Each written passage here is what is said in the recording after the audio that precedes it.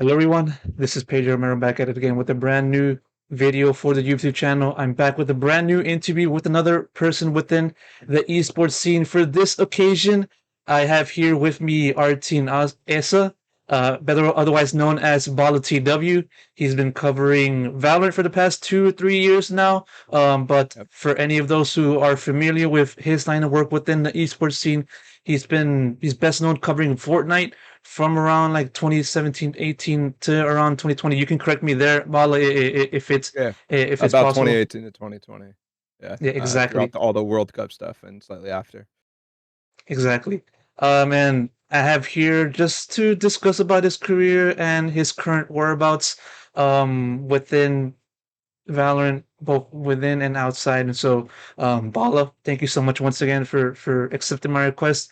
I really appreciate it. And just to start off this whole conversation going, I mean, at the start when we were trying to arrange the interview together, we were supposed to do this in Champions 2023, but then you got hit with COVID, and I just want to know like what that situation was like for you. Yeah, it sucked.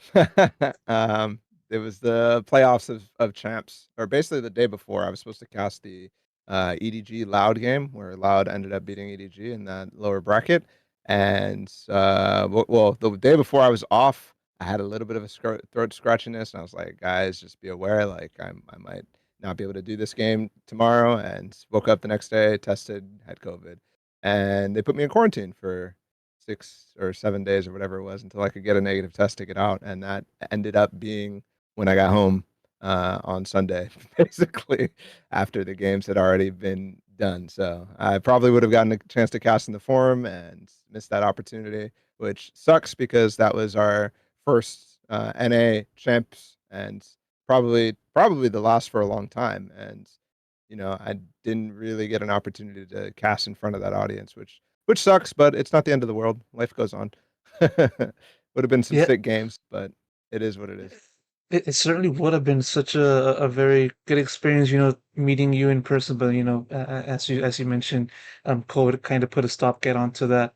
Um, And I also remember trying to message you like a few times, during the time within the forum, but I guess I kind Yeah. of had my hopes up in talking to you, but unfortunately, it Yeah, never that would really have been did. cool. Doing interviews in person is always much better. But yeah, alas, sorry, but I, I was able to talk to Paperton and Achilles, on the oh, first cool. day. Yeah, Yeah. I walked up to the third floor of the forum, and then I saw that the area where the press sat was adjacent to the production area, and so Uh-huh. I noticed Paperton. I just called out to him and I say, "Hey, what's up? Want to do an interview?" And he was like, "Yeah, fine, sure." And Oh, my actually, heart. You're like describing the inside of the forum. I'm like, I haven't seen the inside, man. Actually, I did do an event at the forum before, so it's not like I was like missing. Like a lot of the casters were like excited because a lot of famous artists and stuff have been there. It's a historic venue and whatever. But for me, I'd already been there. It was cool, but I'm not that type of person to get excited about that stuff. So it's not the biggest deal to have missed it. But yeah. do do tell about your experience. What was that like? We did a Fortnite event. It was the one before the official like World Cup finals. That was in New York. We went to the forum for the summer block party, which was ended up being a actually similar event to what happened here for champs. It was a celebration of Fortnite. They had a fan fest, like Mhm. massive fan fest with tons of activities and stuff like that, and they hosted a pro-am. It was the first time they did a creative pro-am, and then they did a battle royale one with tons of celebrities and stuff like that. So it's pretty cool.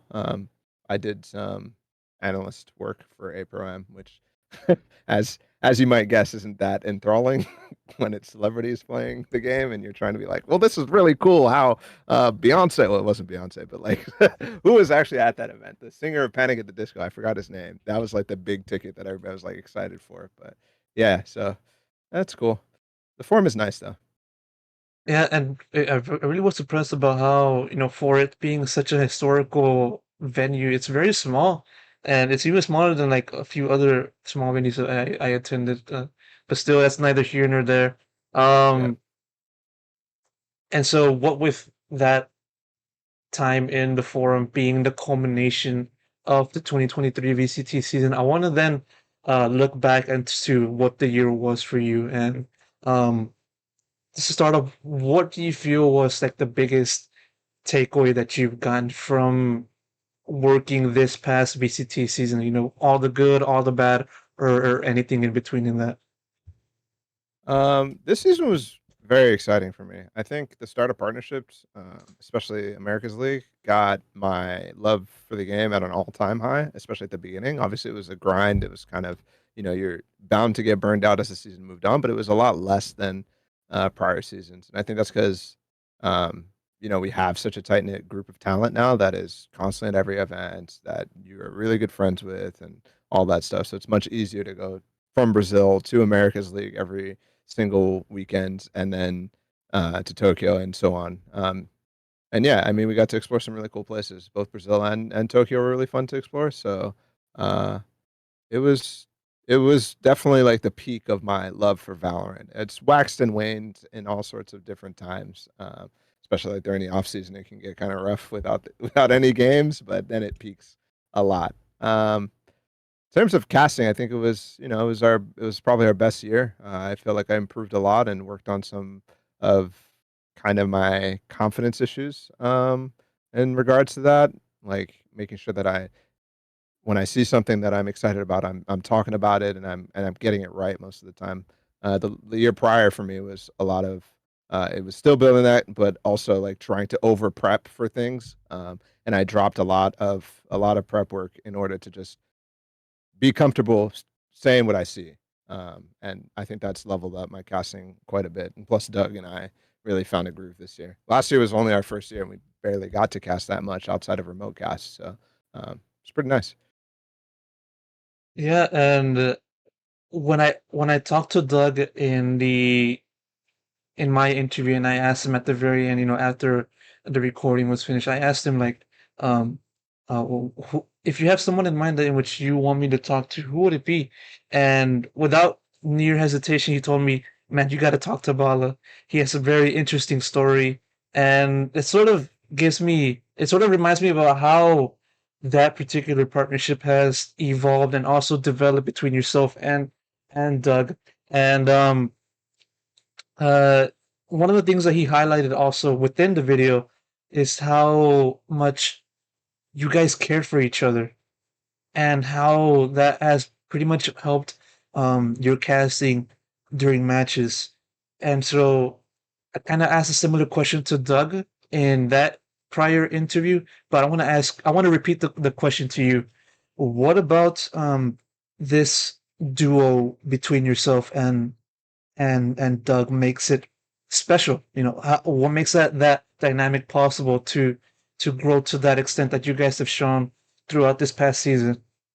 hmm Yeah, I would definitely echo what Doug said, which is we care for each other. We tell each other like it is. When you're unhappy with something or you think you could have improved in some way, like we both tell each other that, and we're very comfortable and open with being able to discuss that stuff.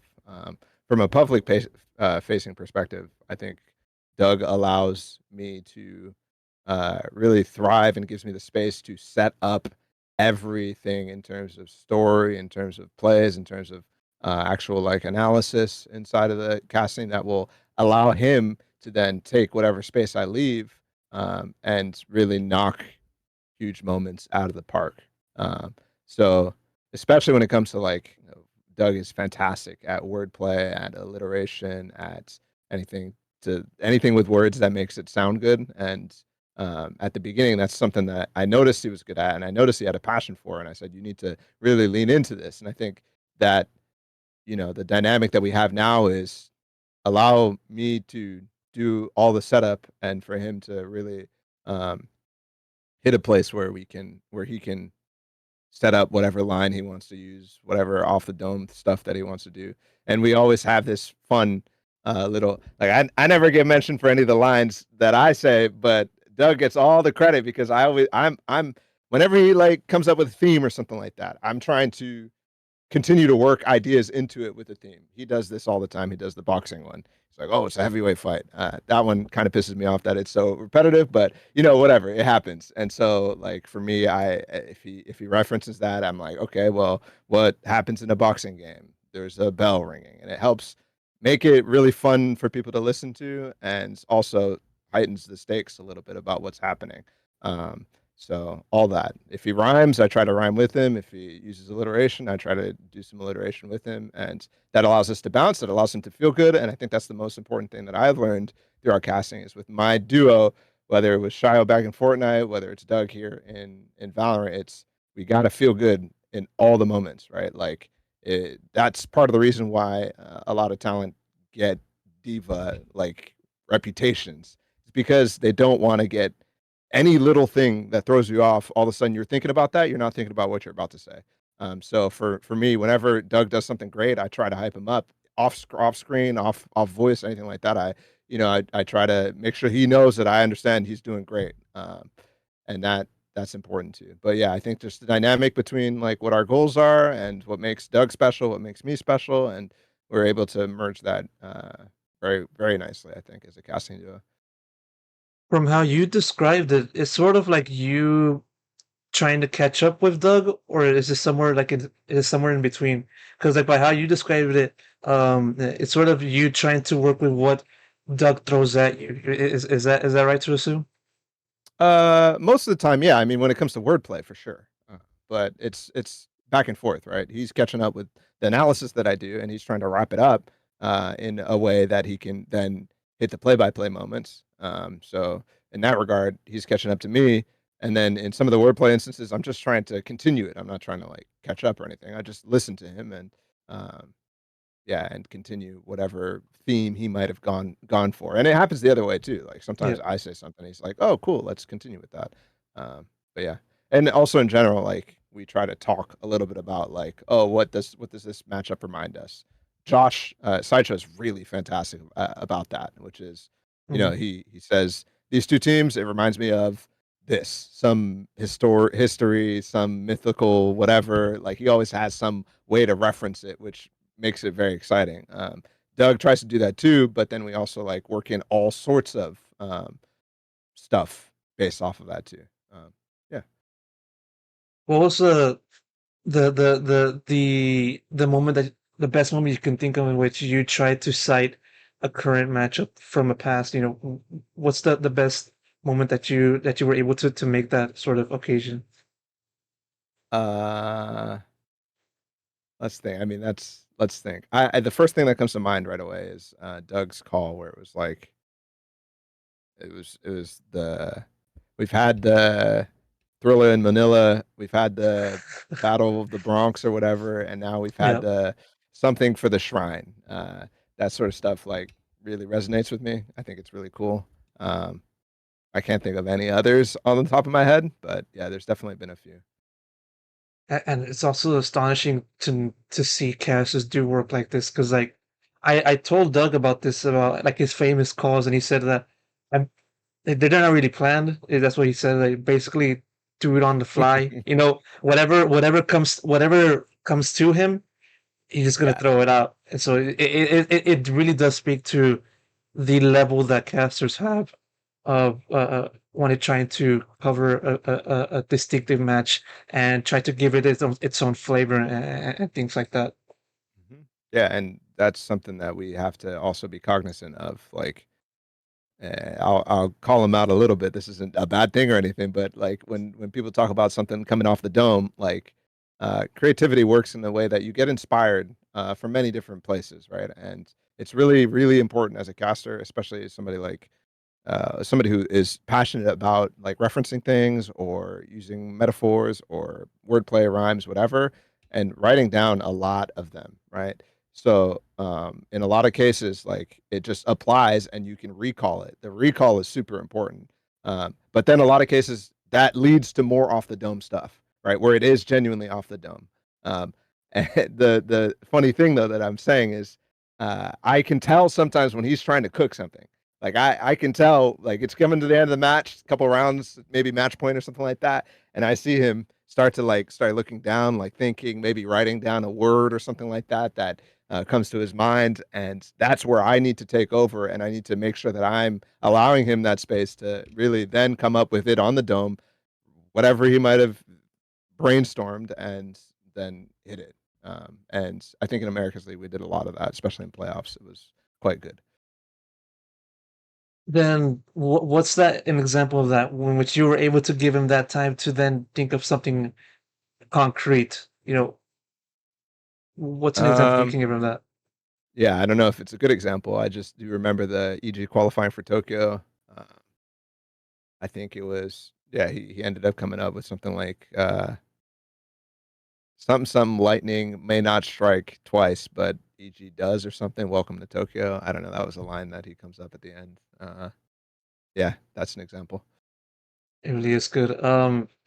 You mentioned a little bit earlier on in the conversation about how you sort of gave advice or something to talk about with Doug and how he can improve himself in that aspect. What is has Doug done the same to you, and also what has that thing been mostly within this past season? Hmm. Um, I don't know. For casting feedback in particular, the one that you're referencing is it's not that he needed to improve; it's that he needed to work it in a lot more and allow it. I mean, I guess that's a form of improvement, but like his wordplay was really good, and I said, just do this a lot more. I think people love this, right? That was the feedback. This year for me, we've been working a lot on, and he's been helping me working a lot of quick quips, right, in the middle of moments or something pauses for a second, like there's not going to be a kill for another second, but that allows me to say like something very important on the map. And when we're in person, it's a lot easier to know each other's cadence, feel exactly how we're talking. But I think out of all of the casters, we probably he probably drops and I pick up as fast as possible. As actually and sticking to our roles as much as possible. Like I almost never do any play by play, but I am constantly in the middle of his play by play saying things. And he's actually giving me the space for that. So that's something that we've worked at. It was a goal last year for us to work on it a lot because I really like the sound of Launders and Scrawny when they got CS. And that's something that I've been trying to steal from them. Launders is constantly interjecting things, and Scrawny. It's not like an interjecting where we're talking over each other. It's Yeah. Scrawny gives the space for Launders. Doug gives the space for me in quick moments, right? And it's Mhm. hard to maybe describe without hearing something like that. But yeah, that's been something that we've been working at is trying to interject a little bit of the color in those moments that are fast. I think so. I think one impression that strikes me when it comes to watching your cast with Doug is like it's sort of similar to how fans would discuss a game, and you know how it goes when it comes to a game, be it esports or traditional sports. You get fans talking over each other in the bar, and it's kind of observing what it is and what they think is going to happen. Do you feel like that's kind of similar in your case? Um, Not really, but I listen to it from a different perspective. So if fans think that way, that's cool. If they like that, that's cool. I definitely think in terms of like we've had a lot of stompy games, sometimes like hard to make interesting games. And we do revert to that sort of conversational style at some points to keep people somewhat engaged. Um, but yeah, I wouldn't describe ourselves like that. No. Then in that case, how would you describe yourself? How what would be the the biggest characteristic to describe yourself and Doug? Mm. Um, I'd say a deep respect for the the game and how the teams are playing and how it's important to everybody. Whether it's a stomp, whether it's not, whether it's a meaningless game in terms of standings or something like that, it always means something. So we're trying to find that aspect. And then, yeah, I mean, it's it's trying to be as entertaining as possible and trying to find the things that are hooks for the audience. Everybody does this, but I think we focus a lot on that because again, like we've had a lot of stomps last year and we always came away like really upset about them because number one, we're mad that there's a stomp because we want to cast the interesting games, but also mad because we can't we couldn't do as good of a job as we wanted to, but we've done a really nice job being able to find the tendency, or yeah, find our tendency to, um, you know, get kind of depressed in the middle of the cast and push that away and still be excited because there are reasons to be excited about whatever's happening. Stomps have become one of my favorite things because we've worked on that. So yeah, it's just respecting the game no matter what. Yeah, and looking over through the your highlights throughout this past year, I'm just gonna list out the most important matches. I mean, you guys were able to well, you were able to cast the America's Grand Finals between Loud and NRG. You casted the semifinals of Lock-In back in Brazil, Navi and Fnatic, and then um, in LCQ you casted the Leviathan and Cloud9. Yeah, Cloud9 reverse sweep. It's very very well known and very famous matches that people will look back on throughout this past year. And I'm kind of curious to ask, are any of those like your absolute favorites that you've casted this year, or is there another series that comes to mind that sort of just puts it on a different level compared to those that I listed out? Hmm. Um, Yeah, I mean, I they're not at the top of the list. I think the America's Grand Finals one, while gets, the rep and everybody remembers that game and whatever, I think it ended up being fairly low quality game. It was exciting in the first few maps, and the last map outside of Sadok's like 1v5 or whatever, 1v4 ace. It was fairly stompy for Lod. But it was important. Again, we find the moment. That's the first time we ever had an America's Grand Finals. It was again the Loud NRG matchup that we've watched so many times. So it's definitely memorable. But other memorable ones, the Cloud9 Leviathan one was very good. Very good. I do remember as well the Cloud9 Crew one where uh, Crew almost 13 0'd them on Pearl. That one sticks out for some reason from LCQ. There wasn't many good ones for Tokyo for us. That I do remember the Fnatic NRG one because I thought I did that a really good service, despite the fact that I was a stomp from Fnatic. I thought that was a massively interesting mind battle between NRG or between Finesse and Boaster and the coaches as well. The anti-stratting that was going on was phenomenal. Very, very good, despite Fnatic not knowing that NRG was going to pick that Sova comp. And then the bind one as well. That was interesting too. Um, the best one though, I think, is the one we casted at Champs, the lower bracket, uh, the cider match for Group D, the Group of Death, the Loud Navi, yeah, Loud Navi. That one was, I mean, that one was crazy. That was definitely my favorite match of the year that I casted. That one, especially with Sadak at the end, those TP plays with the judge, like I Mhm. mean, those were so nice. The one a couple rounds before where he ulted into the smoke, and then the final round where it was like what 12-10 or something like that, and they're pivoting, rushing back into hookah, and Sadak hits the ult cancel. I mean, those moments are few and far between. Those are crazy moments that I'm glad we got a chance to cover that. And yeah, I've always known that when it comes to looking at you, you've always been one that has focused on the technical aspects of the game, and you're very passionate about that as well. In your recent answer, obviously, what about focusing on the technical aspects makes a match so intriguing to you specifically, Balla? Yeah, I think that just comes from my experience as a player as an IGL back in CS when I first started, and all the different games that I've competed in or played in. Um, it That's always been the thing. Like I would watch a demo, I'd list like 17 different things that I had found that I want to try or I want to do, little setups, little even just an angle, something that I didn't know you could stand on, something like that. Those are the things that interest me and also got me value as a player. So and I think people are interested in that too. I think with Valorant specifically, it's there's a lot of people, being technical about the game, but it requires a lot of people because there's number one, a lot of matches, a lot of different teams, and a lot going on in these matches. Like, yeah, Sliggy is fantastic, but Sliggy can watch a game and come away with the different ideas on like what actually happened. Not necessarily like overall game plan wise. I think Sliggy does a great job like being able to summarize that, but like the little technical aspects, Sliggy's not going to catch everything. He does damn near catch everything, but um, yeah, this is a very technical game. I think you can see that in the fact that like all of our top duos focus heavily on technical ability.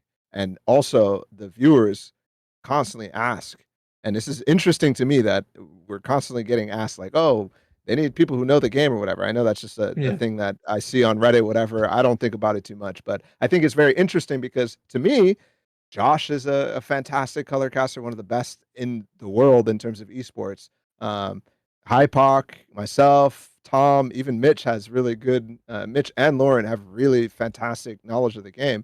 But the color casting all focuses so heavily on ult combos or whatever. And even back to Sean when he was casting, obviously Sean was the greatest color caster ever in esports in my mind. No other game is really like that in my mind. League of Legends kind of gets in that direction with a lot of it because they have two color casters a lot of times, but Counter Strike is not that in depth. That is a very technical game, but it's not as obvious to the viewers, and for casters, it's actually a lot harder to like spot when there's an intricate setup to play for because in that game the util isn't as obvious. In Valorant, there's a fault line, there's a dart. Like you see that, you see that. Mhm. Like it's very clear that something just happened, and it's easy to point out. It's easy to see, and I think the viewers get excited for those things more obviously because it's super simple, and it's very clear on your screen. So we do focus on it a lot, and there is a lot of very intricate things that is easy to miss, and that's why we have so many people I think who love it. And for me in particular, it's just because of my experience and it's just what I'm passionate about. I make content about it. I talk about it. I watch it. I take notes. I have 3 notebooks over the last 3 years full of just what round did that happen? What round did this happen? Because it's cool. It's really cool. Yeah, and Valorant is such an interesting game because like when I first looked at Valorant, obviously I made the obvious comparison to Counter Strike and how it's not as similar to Counter Strike, but still you got the FPS things, the aiming still important stuff like that. But then what throws a wrench onto this comparison is the abilities and yes, it's very interesting to see players throw out the abilities in maps to throw off their opponents, and then while also them taking the initiative to win rounds and win matches and the like. But still, when it comes to looking at all of the stuff that's going on within the map, you still got to have someone to direct it and actually like explain what it is, what about this and this and that makes it possible for the strategies to make it happen. And I feel like that's like one of the things that the difficulties within observing Valorant even now because uh as of now I think we have Deadlock that came in 2 months ago, and then we're probably gonna we have Sunset that's going to be introduced into the map pool. I think it already has at this point. Yeah, I'm it's in not top. surely. Yeah, Yeah, it's exactly. in ranked right now. Yeah, and it sort of just continues making it difficult for people to continue to catch up with Valorant and and also like keep up with like the competitive aspect because uh I know I've had my struggles, but I know for sure that the casual fan or the dedicated follower still has their own struggles. And for you, Balla, do you reckon that you still have difficulties even now in trying to catch up with the game even after covering it for a few years by this point? No. Um, No, yeah, I don't think I've struggled with that since I had started getting into it, and even when I started getting into it, it came very naturally to me.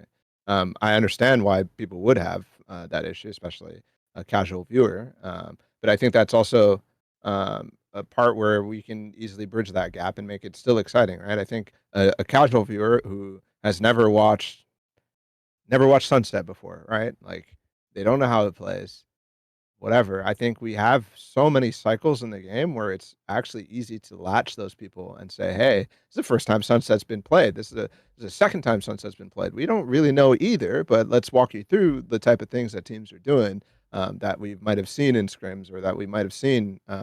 throughout our experience and tell you why those things are happening.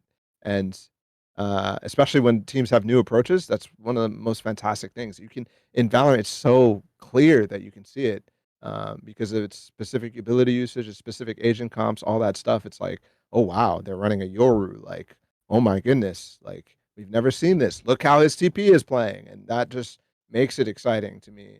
I think that makes it exciting for a casual viewer, and not doesn't push them away. I think in some instances, like Harbor Viper, um, like if you tune out for a long time and the casters aren't saying, okay, this is Harbor Viper, this is how it plays, like it's very exciting. Like look for these sort of things, and they're introducing it again, which happens. Sometimes we stop introducing it to viewers, but I could totally understand a B hit with 4 different walls going on, them being like, what the frick am I watching? Like, what is going on? But it doesn't take that long to then understand, okay, this agent, this. All the agents only have 4 abilities, and they're not used, like, they're used once around most of the time. Um, in my mind, it should be fairly easy as a cast and as a broadcast to bridge the gap on in terms of new information. And even when we get to a spot where we have 10 more agents in 3 years or whatever it might be. I don't know what the roadmap looks like, but 10 more agents in 3 years, I think it's not going to be that bad for a new viewer to come in and even see a full new roster of agents in the server, like 5 new agents on one side, 5 new agents on the other, because it well, number one, you're not going to see that. You're always going to see repeat people that it's never going to be just completely new, I don't think, just based on how the balance of the game goes. But number two, it takes a couple of games to get used to. It takes one game to watch what Phoenix does to understand, okay, he throws a flash. Okay, he throws this wall. Okay, he throws whatever, a molly, like that sort of stuff. Like, it's not like there is in League of Legends, all the interactions are super hidden, right? Oh, there's a new item in the game, you barely even notice that he has that item on. You know what I Yeah, mean? it's You it's you because it's don't sort of know. like yeah, it's sort of like planted into the bottom half of the screen, a little bit, and it's Yeah. only possible in which caster points it out specifically, just to Mhm. let the viewers know, like, hey, this is going on. Players doing such and such and such, and you just gotta watch out for the abilities and what augments a given champion's abilities within the game. Yeah, and most of the time it just does more damage, right? And you can't really tell that how that's changed. All of a sudden you see him do a lot of damage. It's like, okay, this strat's working or whatever, but you don't really know, okay, is it this combination of items or whatever? Like that's something that I think in Valorant is pretty clear. I think Valorant gets a lot of hate for visual experience and visual clutter and whatnot. And yeah, there's clutter on the screen in a lot of cases, especially with Harbor Viper. But I give it a lot of credit for having good visual clarity, right? And making things very obvious when there is something new, when there is something different. It's clear, right? Everybody sees, okay, he's playing a new agent. I don't know what this agent does. Let me focus on him for a second, right? And especially even when it comes to Harbor Viper, like you can tell whose wall is what. If you know what the ability is, you can tell it has a tinge to it. It's a red color or whatever blue color. Like it has a tinge to it. You know what's going on. You know who threw it. It's if you take one of those screenshots, you can point out, okay, this is this, this is this, this is this. It's not easy if you haven't done it before, but that's what we are here for, right? That is what the broadcast team is supposed to point out. And I think it's never going to go away, the need for that in-depth color casting that is technical. And that's not to say, by the way, that for example, the CS casters, who I feel are less technical than the Valorant casters. That's not to say they're bad color casters. They're great color casters. They're Yep. fantastic at hyping up the stories, at hyping up the emotion. In fact, they're Yeah. much better at hyping up the emotion than we are in Valorant, in my mind, that the players are feeling on stage. Yeah, like CS:GO has an embarrassment of talented casters, and it's very well regarded within not just basically everywhere. And yeah, Yeah, yeah, I do feel your best in the sentiment business. there. Yeah, Yeah, they're the best in the business for a reason. I think that's like I think a lot of it comes down to they have fantastic casting technical ability, which is on camera presence, not stumbling over the words, that sort of thing, which in my mind does elevate them in regards to like the average crop of Valorant casters versus CS casters or whatever. They're very very fantastic with wordplay, very fantastic with pacing. Um, I just think in general Valorant casters are better technically, but that's not because they're not knowledgeable. Sponge J is so knowledgeable. Sponge is so knowledgeable. Launders is so knowledgeable. All these guys know the game in and out. It's just the watching experience doesn't all the time demand them to be like, oh, they're doing a flash setup. It does sometimes, and they're always on top of it, which I respect like crazy because you fall into patterns. Like if there's nothing happening in a game for a while, sometimes I'm gonna miss something because I'm not as dialed in on like what is exactly is all the util doing. But yeah, so mad respect to them. They're fantastic. And piggybacking off of the little uh misgivings that you felt you had throughout your casting, you sort of also highlighted the confidence issues that you've had with regards to how this year transpired for you. And I want to dive a little bit into that confidence issues. You mentioned about how you kind of prepared too much when it came to preparing for casting and matches and trying to focus on too many things. And I just want to know what spawned those issues within your mind earlier on this year, or possibly even before that. Yeah, it was definitely something that came into the year like trying to fix.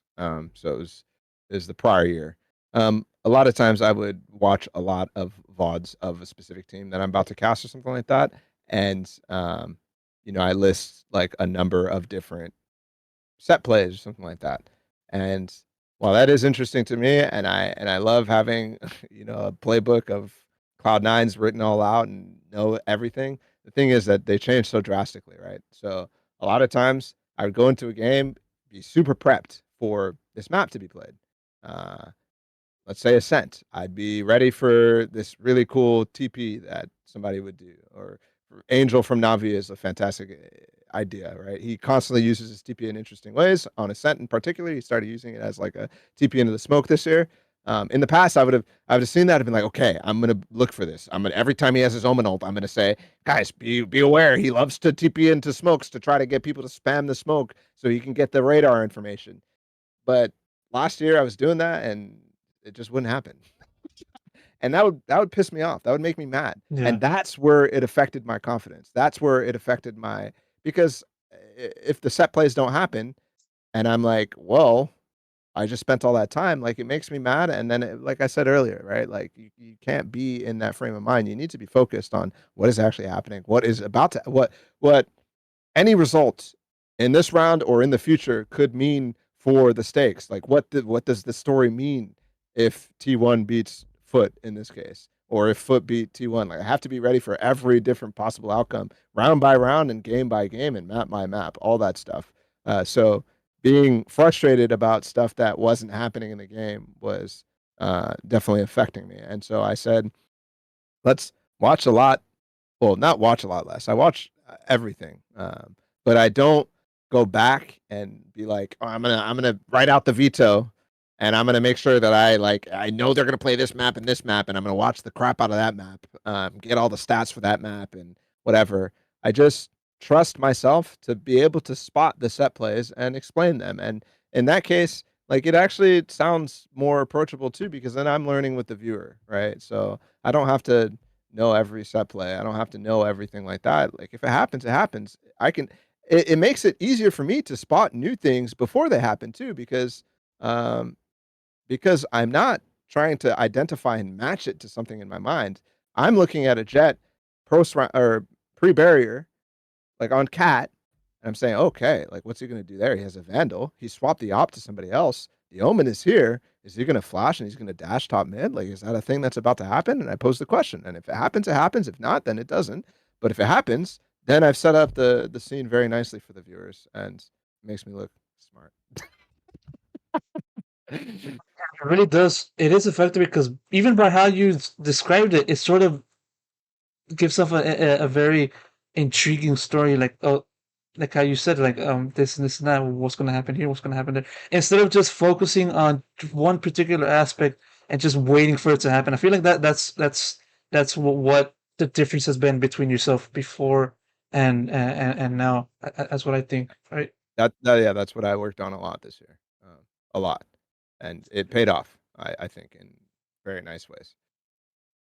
And going off of, again, another comparison between yourself last year and this year. what is how would you um rank yourself when it comes to your casting ability and though and what you were seeing from fans and also from your peers and stuff like that? How would you rate yourself in comparison between 1 to 10 for both years in 2022 and 2023? Well, I'm not going to compare myself to my peers. I think that's Okay. a dangerous path. I don't like to compare myself. I think everybody has their own you know specialness and abilities that they focus on. I'm great in some areas, but that doesn't mean I'm better than somebody who's better than me at other areas, right? Casting is a very large field. Like you can do a lot of different things. But yeah, I'd say in terms of like how I would rate myself from year to year, um, definitely definitely have gotten comfortable, this year, like, very comfortable. I could cast any game on a whim and be very happy because it takes 30 minutes for me to sit down before a game and say, "Okay, what does it mean if this team wins? What does it mean if that team wins? What are the interesting, like, stat narratives?" I can just easily pull those up. I have a very nice process now, and, yeah, I'll be ready, because I watch a lot. So I don't know. I don't know how much I've improved. I definitely have improved. I'll leave it at that. I definitely have No, improved, but putting a number on it just I don't know, kinda kinda hard to do. short and concise. That's what I like to hear. Going off a little bit from what you described as your favorite match that you casted, Navi and Loud. I'm kind of interested I'm interested in wondering what is the most difficult team that you prepared for this year? The most difficult team. Um, Most difficult team. That's interesting. Um, I mean, definitely some of the early locking games were hard to prep, right? Because you just didn't know anything about the teams. But thinking, I think like the secret Navi game was kind of difficult because when expectations like are shifted so drastically within one match, Secret had just beaten Liquid, like stomp them, and it's like a lot of people were having the conversation of like, oh, was it Liquid playing bad or did Secret play great? And I have both of those opinions. Those can both be true at the same time. So it was hard to like set and continue. I think it easily started off in that game. But like beforehand, did you really expect Secret to have a chance against Navi? Did you really expect some of these players to continue the level that they did? And the answer was no, you shouldn't have. But yeah, that was a hard one to like wrap your head around going into that one because if they did beat them, then it's like what that's crazy. But it's really hard to also get in that frame of mind. But then again, it's easy when it happens because it's so crazy and so exciting. So you don't have to prep for it much. I don't think any team in particular is super hard to prep for. I didn't find lock-in particularly difficult either, despite the fact that we didn't know anything about the teams. I think it was a very easy reset for everybody, right? Where it's like, okay, we've never seen these teams play. This is the first time we're seeing these teams play. Um, Sometimes we had a series of to work with, and we've seen it, and we're like, okay, these are the types of things. Like this player is very aggressive, whatever. But at this point, like every team is fairly easy to like go for. I think like prepping for some of the Chinese teams has been difficult throughout the year because the VODs aren't as easy to access and whatnot. But now that we're all paying attention to China, that's never going to be a problem again. Going to the champions, it was so easy. I watched a lot of Billy. I watched a lot of EDG. I didn't watch as much FPX, but we kind of know them from lock in and whatever. So it's fine. Well, then everybody's been talking about China specifically with the rise of EDG and also Billy because they took down NRG twice in champions. Do you feel it really is time to worry from everyone else in the world about China's emergence and them taking another step for next year? No, I think everybody should be excited, even the players. I think having another region that's competitive is really exciting and gives you more opportunities to, um, to show your skill, to show that you deserve the spot that you're getting, whether it's winning a tournament or whether it's placing highly. I think it's also just very exciting in terms of the growth of the game. This game is going to explode with China joining the fray next year. With VCT China, this game is going to get crazy in terms of viewership, in terms of everything. This is the year that things are going to they're going to be fantastic. And honestly, I think some of the other regions have been falling behind, and it's good that we have other places to take their place, and it's good that we continue to be global. I think all that stuff is fantastic. In terms of them actually being good, no, I don't think we need to worry about them winning a tournament yet. I think EDG this specific tournament showed uh, some signs of regression. Um, Compared to what we saw from them in the Chinese qualifiers after Tokyo and from what we saw in Tokyo, I think they're probably equal level and they place the same. So it's not results based that I'm doing, but they did place the same. Um, they still have some ways to go, and I think the rest of China as well is going to. I mean, they're going to go through a crazy roster mania before partnership starts for them, right?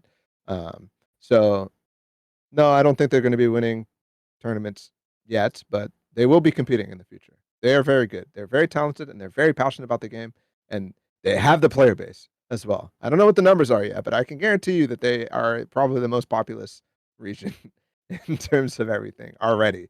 More than, the NA, more than Europe, more than Japan. Japan doesn't actually have that much player base in comparison. They're a smaller country, but their viewership is insane. And I think China has it all. So you're going to see a lot of people, a lot of new Kong, a lot of new YZs, a lot of new whatever, any of the Billy players. Like all these guys are grinding, and there's going to be so many people joining them, and they have their own place now to really grind it out. It's not just tournaments they get knocked out of. They're going to have a league. It's going to be super nice. And also, the China League, in my mind, by the way, has a massive advantage over every other international league because it's not an international league, it's a China League. So they get all their top talent and they get to sit there and they get to play there and they get more slots in comparison to other places, right? The Pacific region, yeah, it'll probably be overall like more populous than the China region, but all the talent from Singapore is going to be playing in Korea. All the talent from Thailand is going to be playing in Korea. So it's a lot harder to. Same thing happening in Brazil, right? All the Brazilian talent is playing in America. They're playing in Los Angeles. So they're not getting the opportunity to play these teams. Whereas China, they get to sit still. They get the same amount of slots as every other place. And I think that's a massive advantage in global competition that no other region is getting. Maybe outside of EMEA, but even the EMEA is fractured in terms of regional like distribution. They Yep. still all go to Berlin, and they haven't really like had a massive shift like America's did, where they're combining multiple regions. But EMEA has always been hard to like localize specific, I don't know, teams. China has massive advantage. Yeah, and what with them having like many teams in one league, you probably have like the around 40 or so, 50 slots in player wise. Uh, going off of what the league so will look like in relation to that and EMEA Americas and Pacific. It's a very interesting thing to consider when it comes to looking at China. Taking a big look outside of China though into the world of Valorant.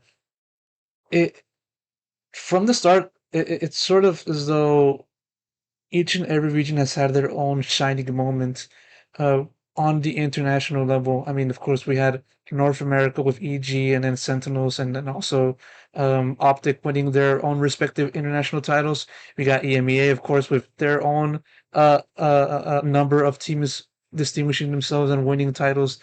Korea reached top three in champs last year, and then Japan, Reykjavik, Zeta division. Everybody knows that. And then APAC, Paper X finishing second in this recent champions tournament, and then also in Copenhagen, and Brazil with Loud.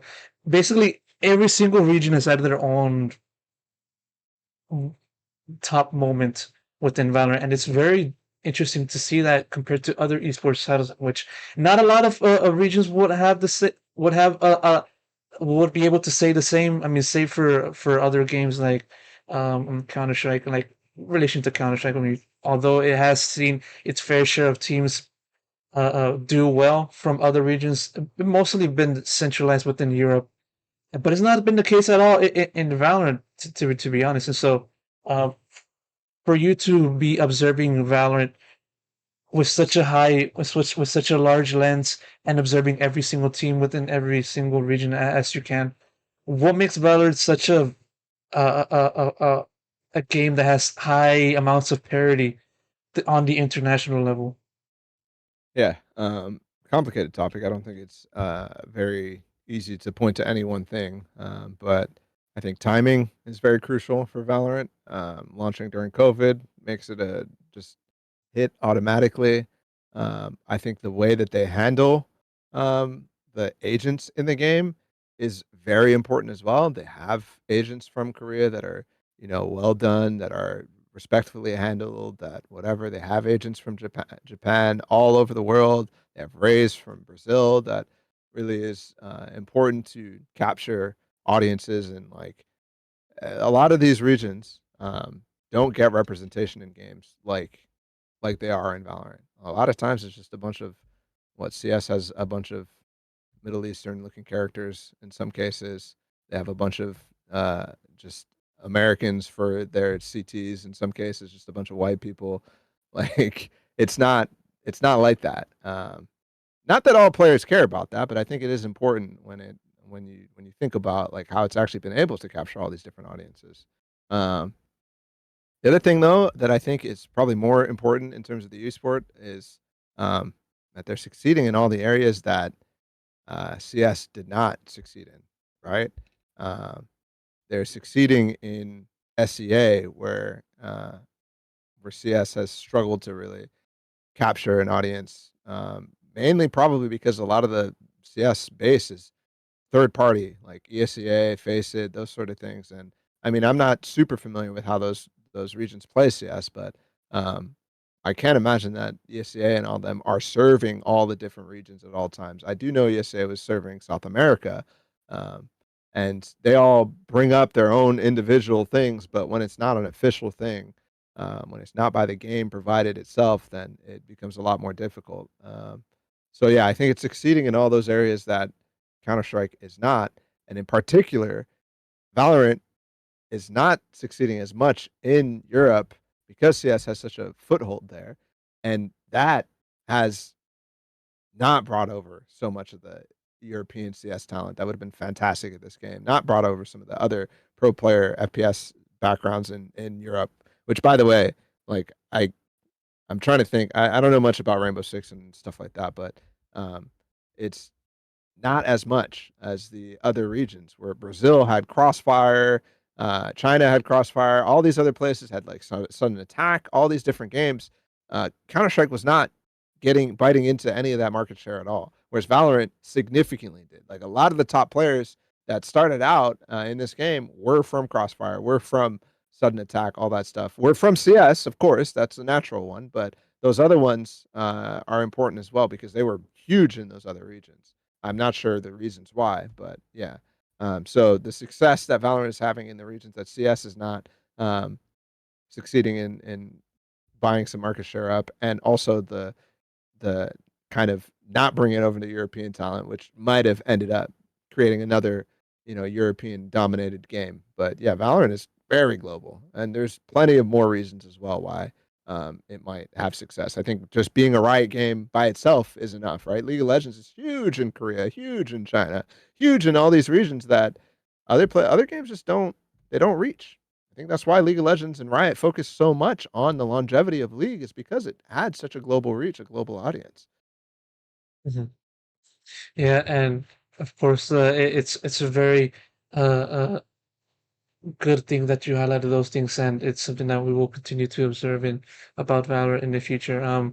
Taking the perspective from that now back to you, Paula, I want to dive into a little bit as to your personality and your life outside of Valorant.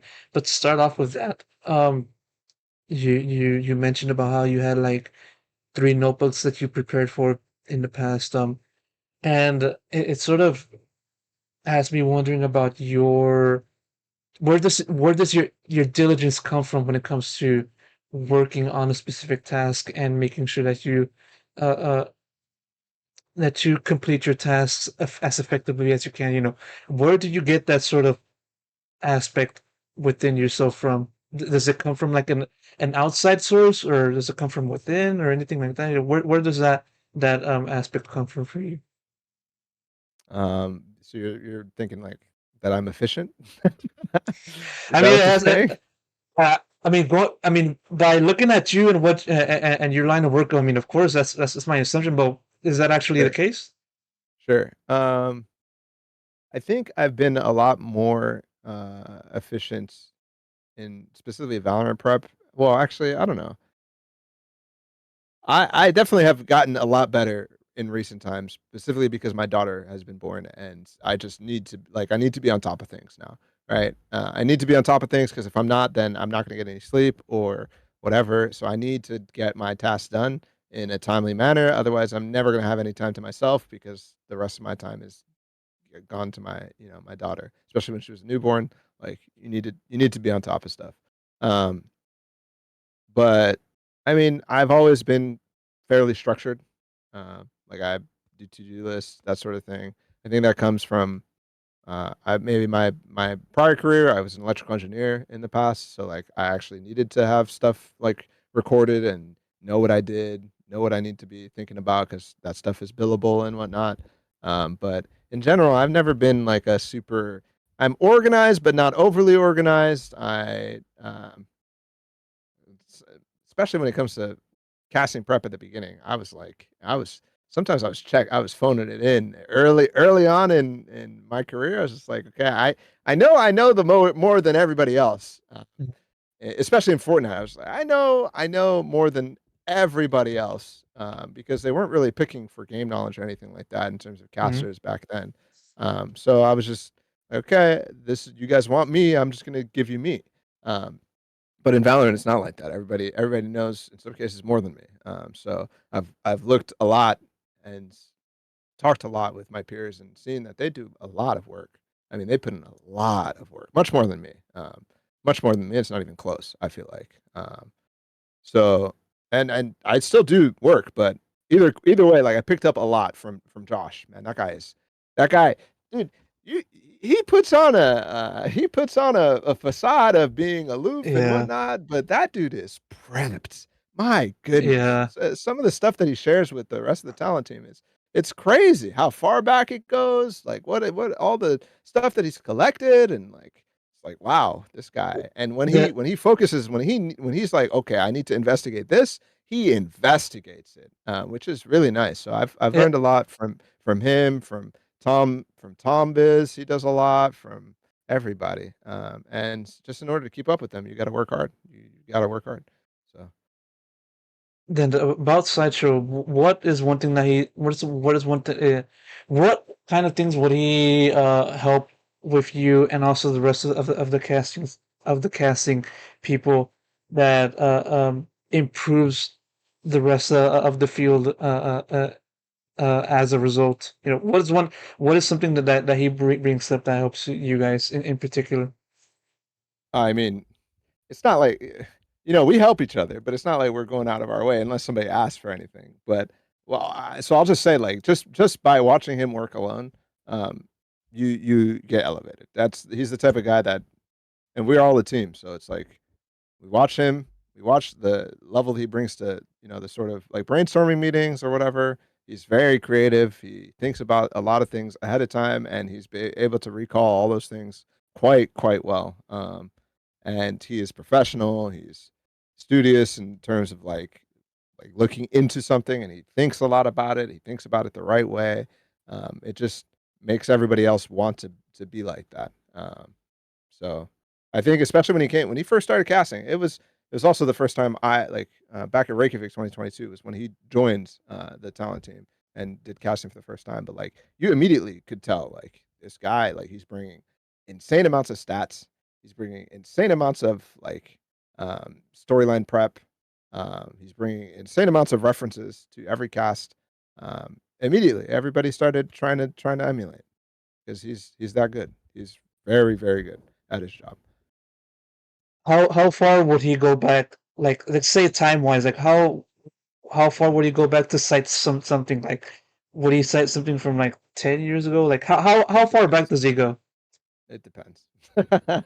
It depends on what it requires, and I think that's another thing. Like a lot of people just will look at a stat and they'll say, "Oh wow, he has the whatever only this many first deaths," but it's like 3 matches or something like that. Um, he is constantly like trying to find what the best way to contextualize something is, right? With So a lot of his stats are never just like cherry picked. They're real. They've had thoughts gone into them, but you would never tell. Um, Sometimes it requires to go back all three Valorant years. Sometimes it requires only going back 3 months. It really depends on the sort of stuff. But his quotes. This guy has quotes Uh, for days. I don't know. I haven't seen them, but all I know is that he has records of a lot of things that teams have said for a long time, and he can, you know, that's the nice thing about being organized and taking records is you can always reference them. So, mhm. Yeah, and it's he's such a very interesting figure to within the Valorant scene and also mhm. in the esports scene and yeah, it's a very interesting aspect to look out of him. But um, you mentioned earlier on in the prior episode in the prior um answer before the discussion about Sideshow about your daughter and it's one of the things that hasn't been highlighted specifically, as far as I know, when it comes to researching you and looking into you, save for a few tweets from yourself and whatnot. But still, fatherhood is such a very different thing to tackle. Because I know from experience that out of watching my father and doing the work that he's done to help myself and also the rest of the family, it really does give a profound and deep effect to from us to him, and also in reciprocity. Um, for you, Balla, how different has your perspective been when once you became a father, and how has that shift evolved from then on? Mm, um, I don't know. A lot of people always like they take these big life events and they assume that like everything changes or whatever. And like in terms of my day to day activity, like I just need to be more efficient. My perspective, yeah, it's changed because now everything I do is, you know, I do things for my daughter. I make sure like that is the mindset now, right? It's like I want to stay healthy for my daughter. I want to stay healthy and fit so that I can constantly be there for her while she's growing up and do whatever she needs me to do. Um, but yeah, in terms of I don't know my my job and stuff like that, it's you're still living life, right? Yeah, you got somebody that you need to take care of. So you have to be a little bit more responsible. But I think most people most most people who are parent or who become parents develop that innately. Like you just have to be more responsible. You have to, otherwise somebody's depending on you at this point, right? So um, more prompt on the schedules. Uh, I'm reading a lot more to try to ready myself for parenthood. But outside of the behavioral stuff that I've changed, life hasn't changed. Life is fantastic still. Um, and I have a little daughter now to travel through life with me too, and we get to share our experiences. It sucks now though because I'm constantly on the move and I'm away from her, and that definitely hurts a lot more. But it hurt before too. Like if I was gone for 2 months, like it still Yeah, sucked. I was 2 months away from my wife. Like that wasn't fun either. Now it hurts even more. But it is what it is. It's my line of work, so sure she'll understand as she gets older, and as long as we like, she's at the age now where she understands what is going on. Maybe she doesn't understand that I'm, going to LA or whatever every weekend, yeah, but she understands that I'm going for work. She understands that, like, sometimes I'm gonna be away, but I'll come back. Like, those sort of things are, um, it's we can have that conversation now with her. Not that she's, like, having full sentences with me about it or having deep thoughts about it, but, like, she gets it, and I just got to make sure I keep those communication lines open to continue. May I ask how old is your daughter? She's 2 years old. She just turned 2 the day before, or a couple days before Champions. So that's why I missed the first day. Well, technically, I missed the second day too because my flight was late. But yeah, Okay. Champs was a a bit of a mess in terms of my attendance record. But yeah.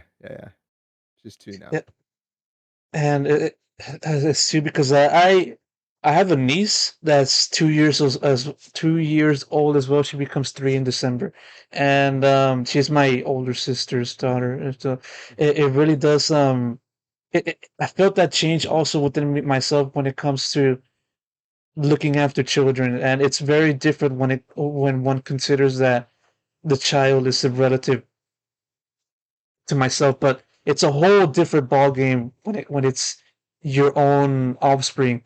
And yeah, it's really astounding for me to listen to you and say that not much has changed save for a few other things such as responsibility and the like. Then did you feel any nerves or pressure when you started taking on the role as a father? Mm, a little bit. Not as much as I thought I would. But maybe there's something wrong with me because of that. But no, I look. I think my wife and I have been together for a long time, and we've always talked about what our plan is for children and whatever. And so we were ready to have the conversation about having kids. We were ready to like talk about what needs to be done to get into that, frame of mind or whatever, and actually go for it.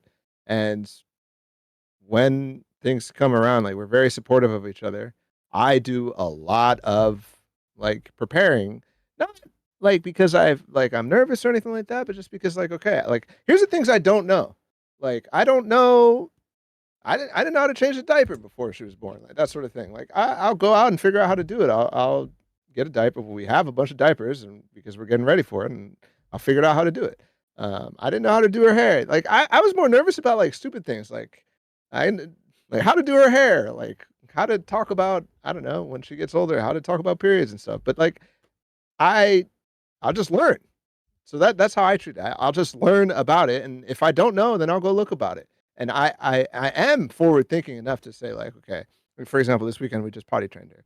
I knew what the plan was for potty training like 6 months ago, because I looked. I was like, okay, which books are good at potty training? I download the book, I read the book, and it's simple. And now you know, and you handle it. And yeah, parenthood is not that straightforward, but again, it's all about creating a relationship where you trust each other, creating a relationship um, where they're saying that you're happy, that you're doing the things for yourself, that you two are not fighting, that sort of thing. It's I don't know.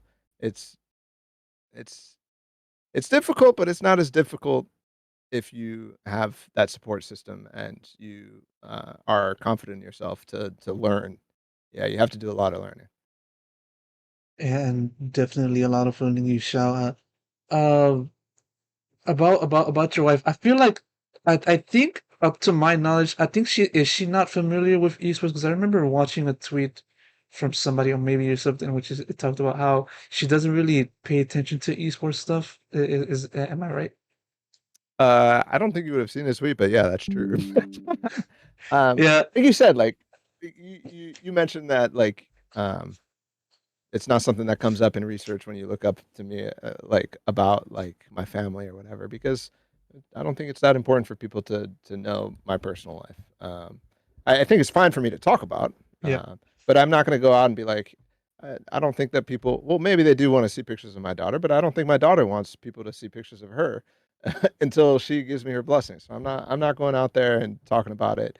My wife is the same. Like, she doesn't care to be in the spotlight. She barely comes on stream when I'm streaming, um, like, every once in a while, but, yeah, she doesn't care, so I don't put it out there, and, um, that's that's how it is, but, yeah, she doesn't watch esports. She doesn't game that much. She used to a little bit, but she plays very casual games. She plays Stardew Valley every once in a while. She played Animal Farm, or what is it? Animal Animal Crossing. Crossing, yeah. Animal Every Farm. once in a while.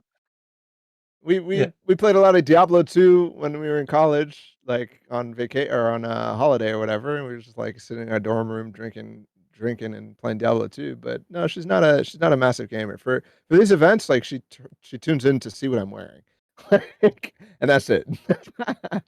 um, but she will tell everybody at work about my job Okay. because she's proud of what I've turned it into. Because at first she was definitely skeptical, and actually it was a point of contention when I was playing CS. It was like right before we were married. Well, actually, here's the thing: I played a lot of CS in high school. I quit before college. I Yep. quit, didn't play it, didn't tell anybody I played, didn't do anything.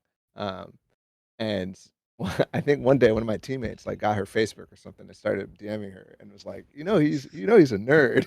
He plays a bunch of video games. She's like, what? I'm like, yeah, I used to play video games. I don't really anymore. I'll start probably in the future. And then yeah, like a year later, like 2 years into college, I started playing StarCraft like religiously, trying to Yep. grind the game, get some masters, whatever. But yeah, it was a at one point it was a problem because I put a lot of focus. I get obsessed about trying to be competitive.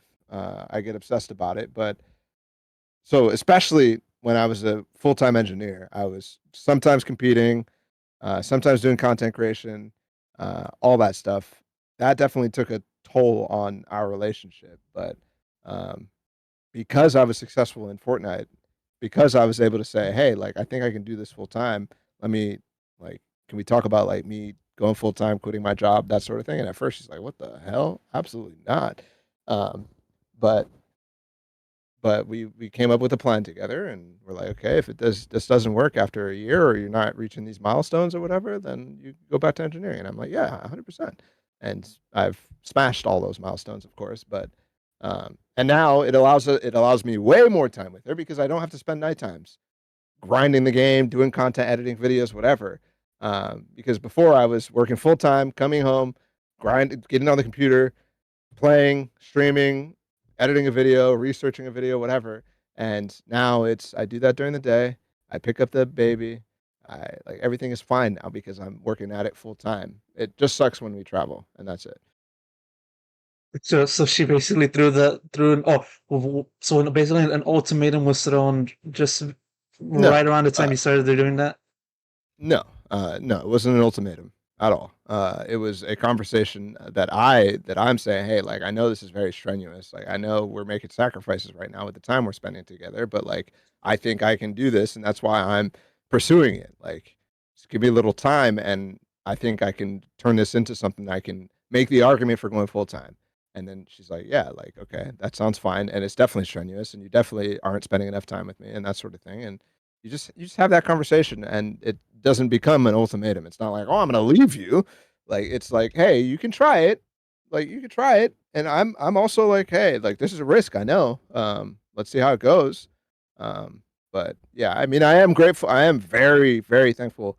Like again, this is not information that's out there, but she is also very successful in her career, right? She's an engineer as well, I'm no longer an engineer, but she is an engineer. That's how we went to school together. We ended up getting engineering jobs and so on. So it's like even we have safety nets because she's very successful and now I'm very successful. We never needed that safety net, but like it wasn't something that was super scary for either of us. And I'm looking to get into a place where eventually I can allow her to make some whatever transition she wants to her passion. Not that she's not passionate about engineering, not that I wasn't passionate about engineering, but like this is a dream. This is a dream job. So people Yeah, strive for this.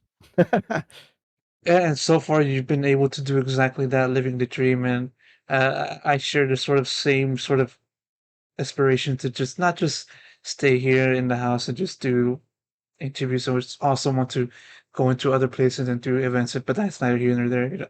It's still a testament to your dedication and your aspiration to want to take the next level and be in the position where you now are in Balla, and that's something that's to commend you for.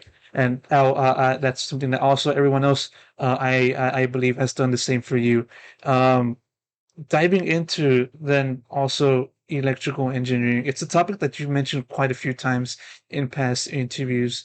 Um, but just to get the layman's terms out of the way, uh, exactly what did that entail for you, and what kind of role did you take within that department in the jobs that you worked? What was that all about? Engineering. Yes.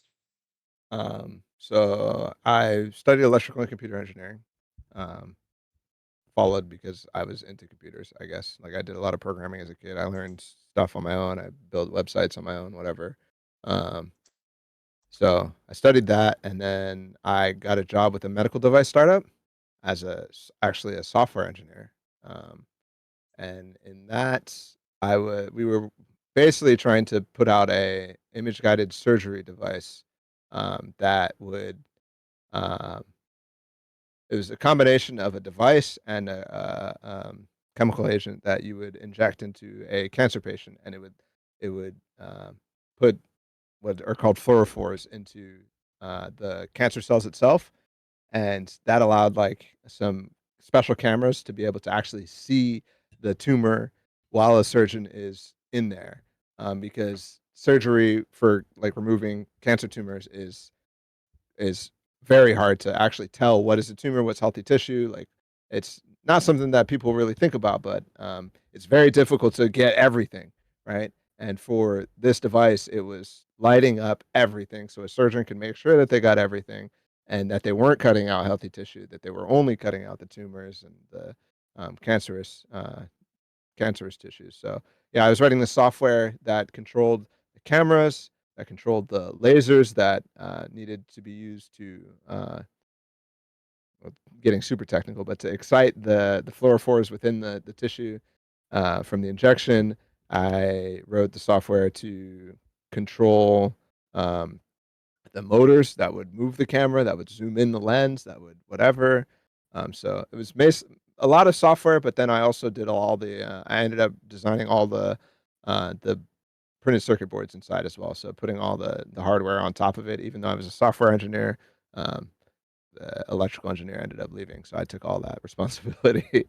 um, Moved on to a second job, and this was ended up being my last job in the space, and it was for a manufacturing device company that would build fluid dispensers, so valves that you would attach to some sort of liquid, some sort of adhesive or something like glue or something like that, and you'd put it on a production line, and it would dispense the liquid in accurate amounts and quickly, and move on to the next product. So you can imagine like a TV or actually a phone screen, right?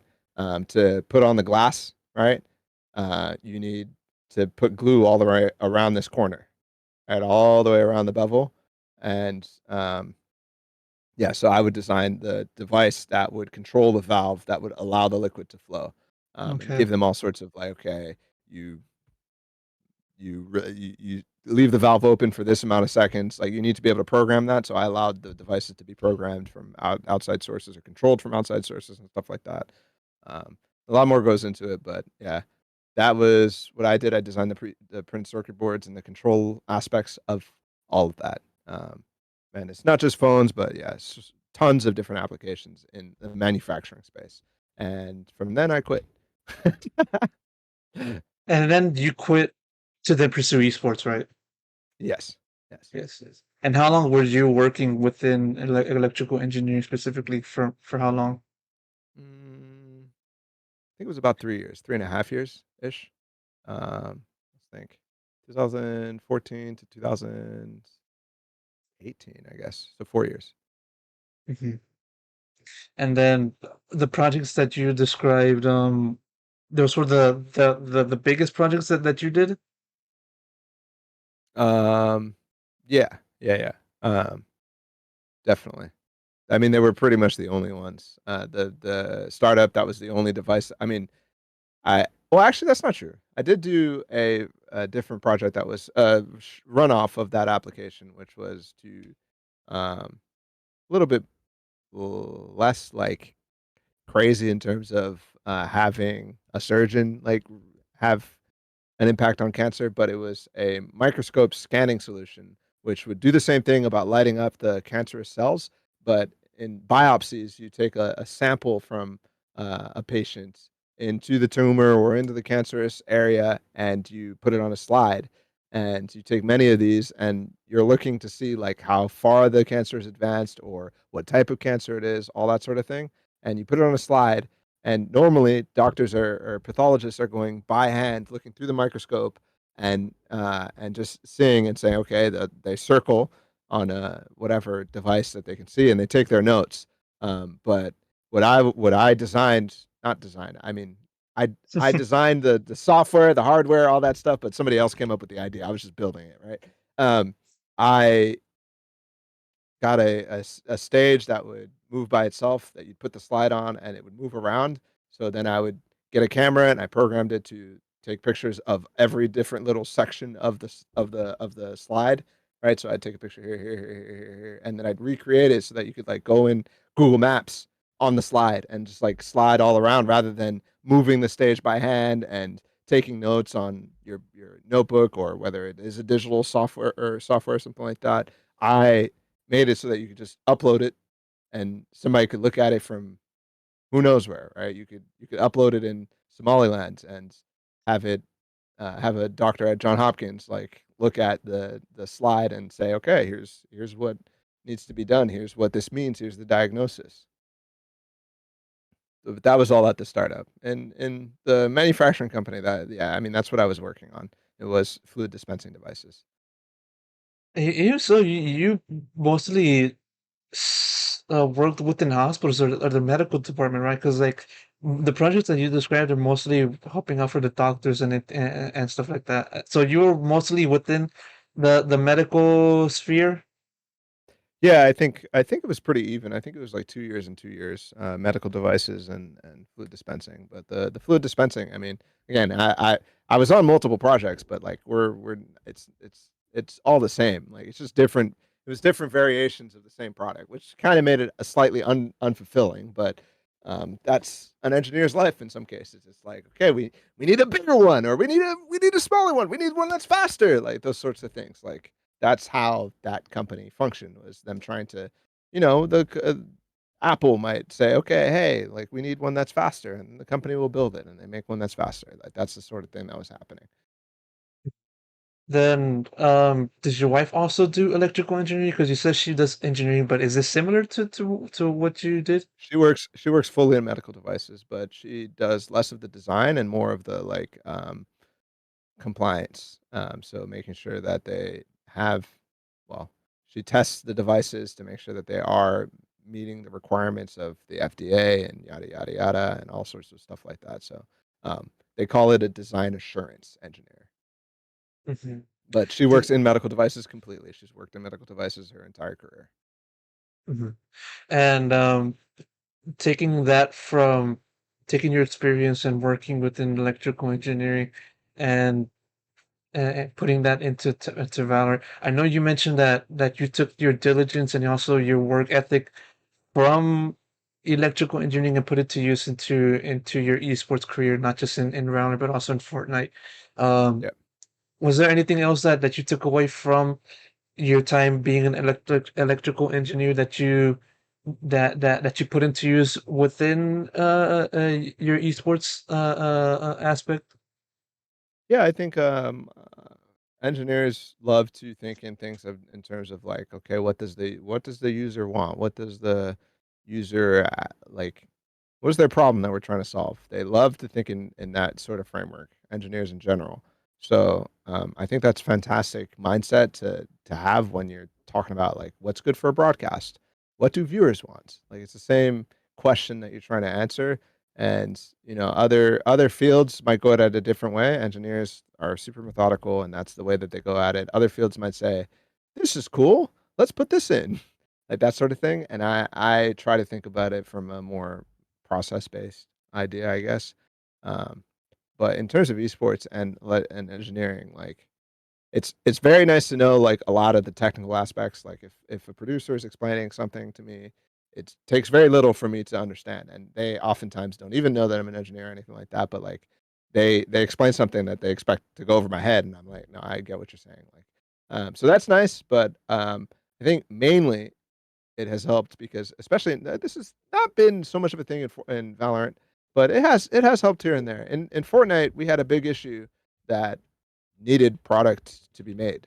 So I got companies involved in making products for the Fortnite competitive community, specifically one that allowed allowed the Fortnite community to score scrims, to actually see what would happen, to have leaderboards in the game, to have somewhat of a ranked system. Um, and that was me saying, "Hey, like this is what we need," and the company's like, "Okay, let's deliver on this." And um, yeah, coming up with formulas to decide how people move up and down between divisions and stuff like that. It was all the way back. What was it called back then? No, T1 Scrim? I don't know. There was a Discord server that, was open to the public, and I helped, like, really get it, off of its feet with some real structure to it, with multiple leagues, with ideas, um, and that was me spending a couple of nights, like, writing out, like, everything that we need to do. Here's the adminning process that we need to handle and yada, yada, yada, and that wouldn't have been possible without, like, me having done projects before. And and you mentioning the Fortnite aspect, then I guess from that around that time you were very involved within the Fortnite esports scene. Was it fair to say that you were like one of the first people that were that focused into creating a Fortnite esports scene, or anything like that? Mm. Yeah, um, I think I was one of the ones that was, like, grassroots, I guess you would say, somebody that actually came from the community that was, interested in making Fortnite esports a thing, but Fortnite esports was made by Epic, like, Epic injected tons of money, they wanted it, and they created the formats, they created all of that. I feel like I was pretty influential, in the Fortnite community in terms of esports topics, in terms of format topics, in terms of any, like, discussion that we had in that scene.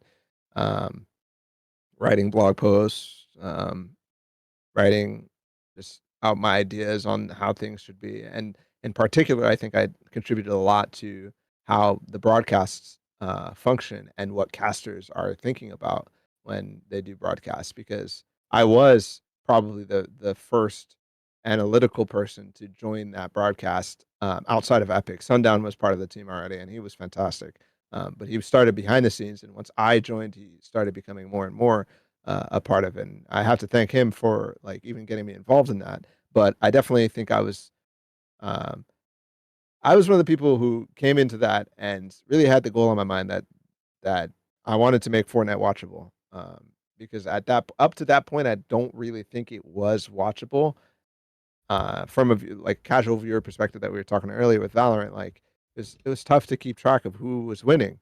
It was tough to like know what was happening, what was about to be the outcome of what we're watching and stuff like that. So like stakes and like actually trying to put narratives out there, that was definitely something I pushed a lot. Like nobody before I started casting in Fortnite was even keeping track of the score. Like they knew who was winning, but Mhm. that was it. Um, whereas I was doing them like constantly during cast because we didn't have a live leaderboard. They didn't give us a tool that said, okay, here's the leaderboard right now. We just got this kill. He moves up. No, they didn't have any of that. It was here's how many points a kill are worth, and we'll look at the leaderboard in between every game. And for me, I was like, okay, this guy is. Every single time we would tune into somebody, I'd say this guy's in third place right now. If he gets 2 kills in the first place, he would become first place, and that's like you need that information. That is basic information that you need to be able to actually digest what is going on in front of you on a Fortnite tournament. And after that, everybody started doing it. Everybody really started getting a grasp of what was going on, and there was a lot more things that needed to be done. But yeah, that was my goal, and I think I did okay. They didn't listen to a lot of what I wanted in that game, but it is what it is. Yeah, and also looking into to your time in I was gonna say Valorant, but actually Fortnite, you were very involved in trying to cultivate a scene and also make it go from there, even after the time that you're now focusing on Valorant. And from a casual person, from someone that has not really paid attention to Fortnite, I feel like the thing that got my attention with Fortnite was that Ninja stream with I think Travis Scott. I mean, everybody was talking about it. It was like actually With as a Drake, as a with Drake. Yeah, I think also Yeah, Travis Scott was there too, but that was like the main thing. And actually, as a matter of fact, I could say that that's actually one of the things that got me started into esports. Actually, because like an entrepreneurship teacher that watched that and thought, "Oh, esports is going to be the next big thing," and he talked to the rest of the class about it. Nobody really gave it a listen except for myself because I was trying to pursue something else besides traditional sports. But then that started there, but kind of going a little bit off topic. But Fortnite to me, as someone who was only watching it here and there, save for that World Cup 2019 win with Bugha, was basically primarily, mostly made for just the general gaming scene. And what I mean by that is like casual, somewhat not really competitive, but still, just uh, pandering to the entire general gaming aspect. And uh, that said, how difficult was it for you then to cultivate a competitive scene with all of the things that you mentioned just now? um, there is a lot of pushback to a lot of what I tried to do, especially within the broadcast team. Not within the broadcast like talent, but within the broadcast like producers and stuff. Um, which yeah, it was tough. I mean, for example, I asked for a live leaderboard for forever, and they didn't see the need to create one. Uh, or maybe it wasn't technically possible, but they never would share that sort of information um, with us. So it was very frustrating, um, but not impossible. I mean, I think we ended up creating a great product. I got a lot of people who were like-minded thinkers um, onto the talent team.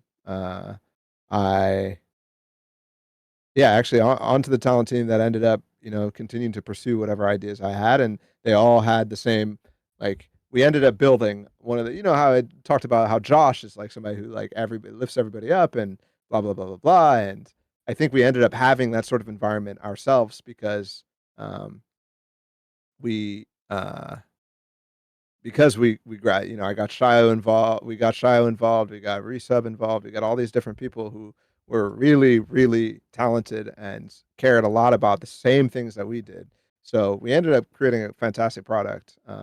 And then they ended up finding the value in like having Blast join and do the team. So I was not part of that, but I think we've left it in a good spot. It was tough though. I think there's a lot of things when you're fighting against a system that isn't really designed for it, and you're trying to make it into something, and they're not. So for example, I think Epic has done some things with Fortnite that is like fantastic. I think they're very smart. I think they're marketing geniuses. I think they've turned that game into something that's never going to go away.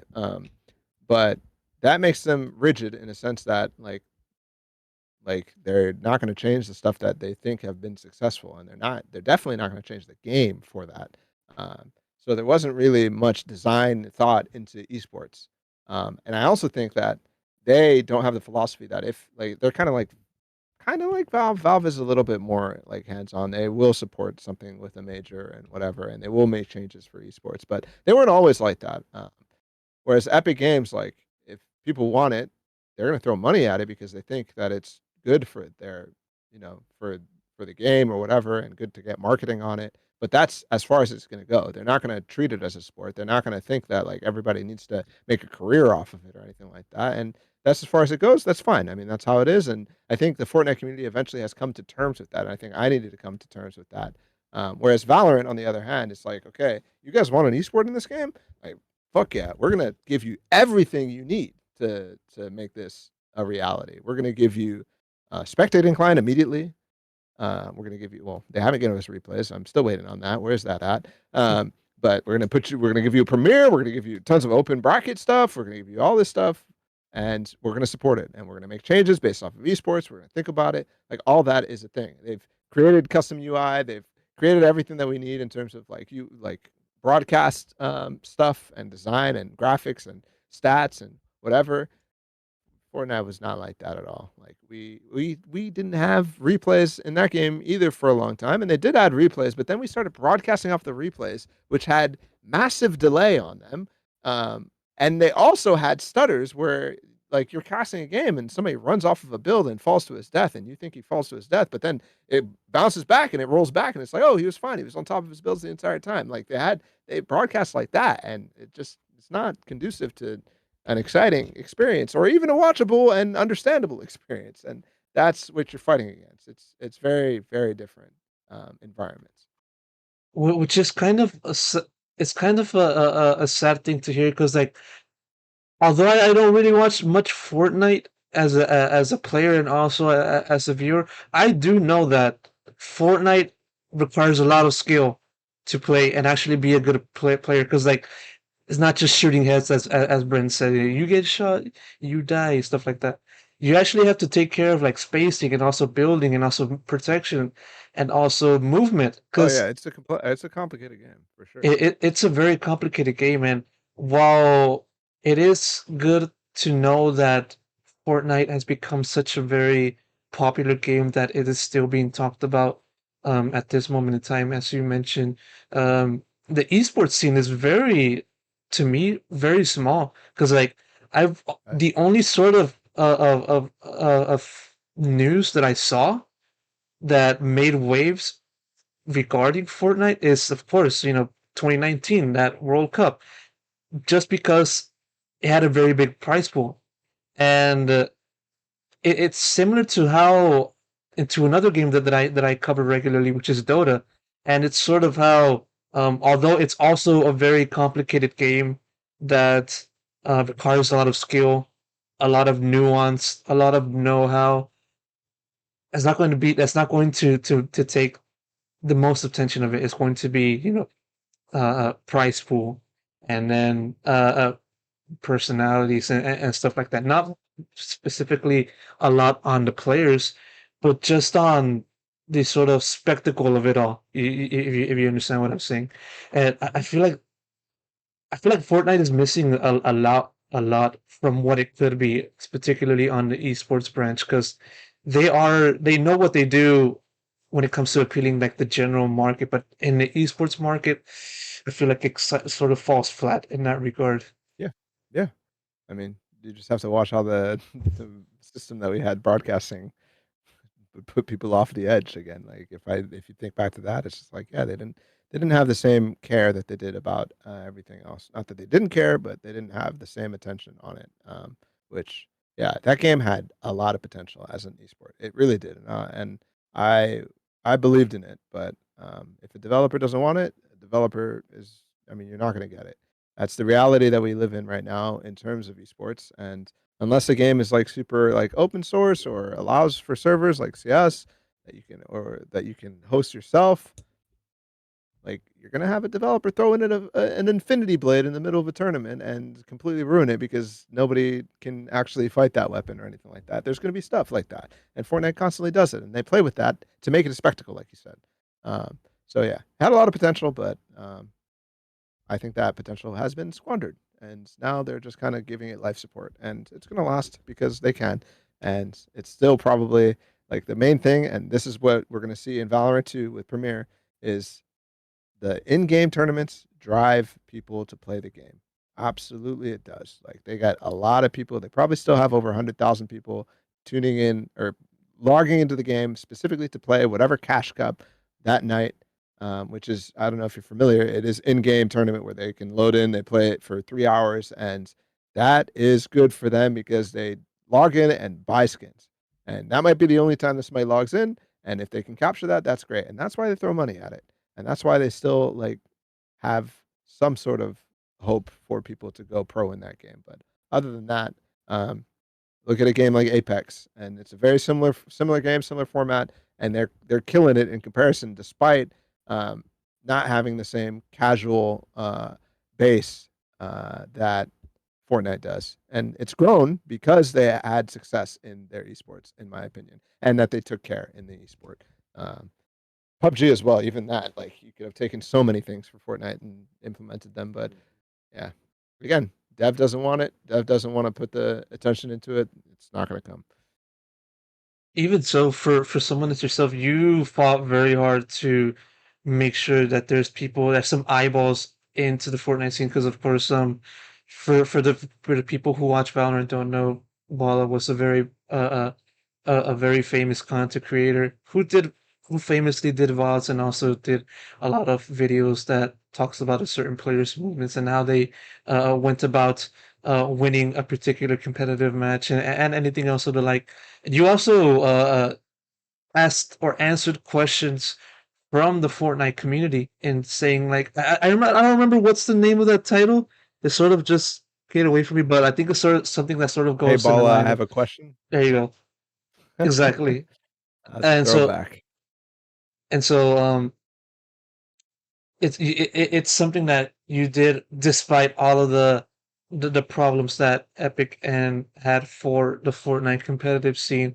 And so when it comes to looking back at your contribution to the Fortnite competitive scene, um, how would you want people to look at your contribution and what you did and anything else in the like? Um, I think people would look back, and I think most people would remember me from my content creation more than anything because I think, again, it was a huge game. Despite the viewership not necessarily being there, I mean, it was high for quite a long time. It was, not Valorant numbers, but it was, 500,000 people watching a tournament, so on when I was doing it.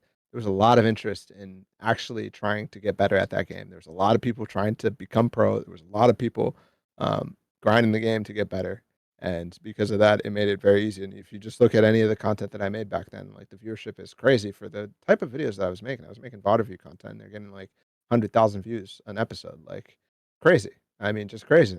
That is the level of interest that there was back then. For 2 hour long videos, people were watching.